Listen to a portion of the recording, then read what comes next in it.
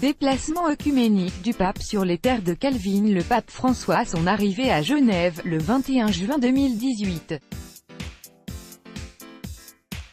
Alessandra Tarantino, poule via Reuters. Le pape catholique François est arrivé ce jeudi matin à Genève pour promouvoir le dialogue et l'unité avec ses frères protestants et orthodoxes, une priorité de son pontificat nourri par les violences ciblant sans distinction des chrétiens dans certaines régions du monde.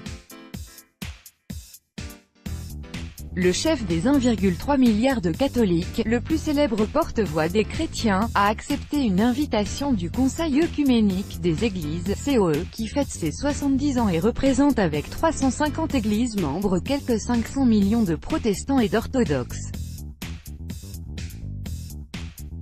Un espoir, à Genève, terre du théologien et réformateur français Jean Calvin. Le pape embrassera donc au sein du COE la galaxie mondiale chrétienne actuelle, dont des luthériens, des anglicans ou encore l'importante mouvance évangélique. Pour Olav Fix TVEIT, un pasteur luthérien norvégien qui préside le COE, la venue du pape constitue un espoir car elle montre que même des divisions et des conflits profonds peuvent être surmontés à travers le dialogue. Certes, il n'est pas difficile de trouver des sujets qui divisent toujours les chrétiens, comme des questions sur la sexualité, a-t-il confié à l'AFP avant l'arrivée du pape. Mais beaucoup de chrétiens, qu'ils soient catholiques ou non, le voient comme une voix forte qui exprime ce que nous voulons dire, a-t-il souligné. Rapprochement. Le pape François a incontestablement voulu focaliser son 23e voyage à l'étranger sur l'unité des chrétiens, même s'il se trouvera non loin d'organisations dédiées à certains de ses thèmes phares, tels le Haut Commissariat des Nations Unies pour les réfugiés ou encore l'Organisation internationale du travail.